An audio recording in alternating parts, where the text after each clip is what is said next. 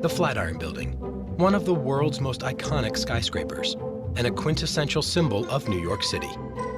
This building is probably the most photographed building in the world.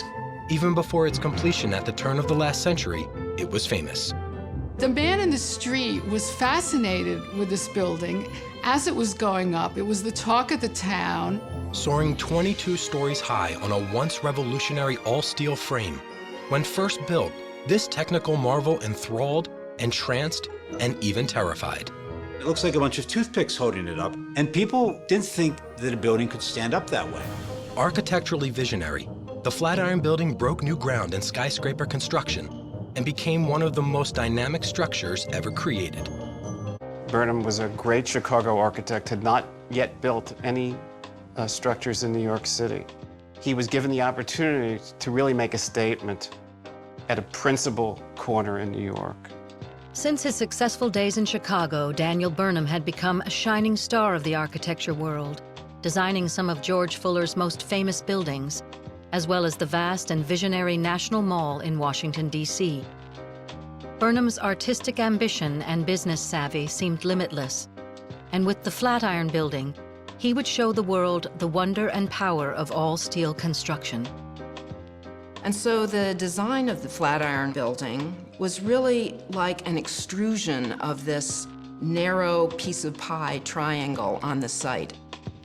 At the vertex, the triangular tower would be just 6.5 feet wide, and as viewed from above, this pointed end of the structure would cut an extreme acute angle of about 25 degrees.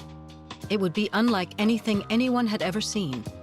And in June 1901, during one of the hottest summers in New York history, excavation began. And the building was to be called, he announced to the press and anybody else who would listen, the Fuller Building. And nobody paid any attention. Nobody ever called this building anything other than the Flatiron Building, because this building sat on the Flatiron lot, and you couldn't separate that association. And not only that, the man in the street was fascinated with this building as it was going up. It was the talk of the town. It was so thin, it looked like a stiff breeze could knock it over. And of course, they didn't understand the strength of steel. My favorite stories as a developer was the fight that there was between Harry Black and Daniel Burnham regarding the extension of the glass structure. To Burnham, the addition of a protruding glass structure at the base of the narrow vertex was an insult to the aesthetic integrity of the building. To Black, it was an irresistible sliver of unused real estate. It was Harry Black's decision. He wanted to capture every single square inch, obviously for a commerce matter, and he was able to win this little battle. Finally, in June 1902, after only 1 year of construction, workers took down the scaffolding and unveiled Burnham's and Black's gift to the city. No structure ever put in the metropolis has attracted as much attention as this one.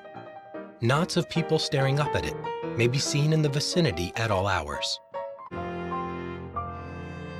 Pointing northward like a steamship sailing into the future, the Flatiron became one of the city's most recognizable symbols of progress, a place where art, commerce, and culture all converged.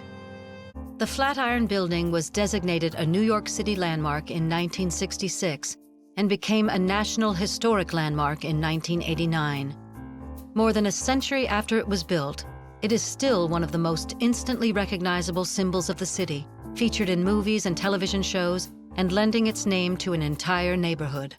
I'm not sure I can think of any other skyscraper that's been turned into the name for a whole part of the city. You know, we don't think of Lower Manhattan as the Woolworth District. We don't think of the 30s as the Empire State Building District.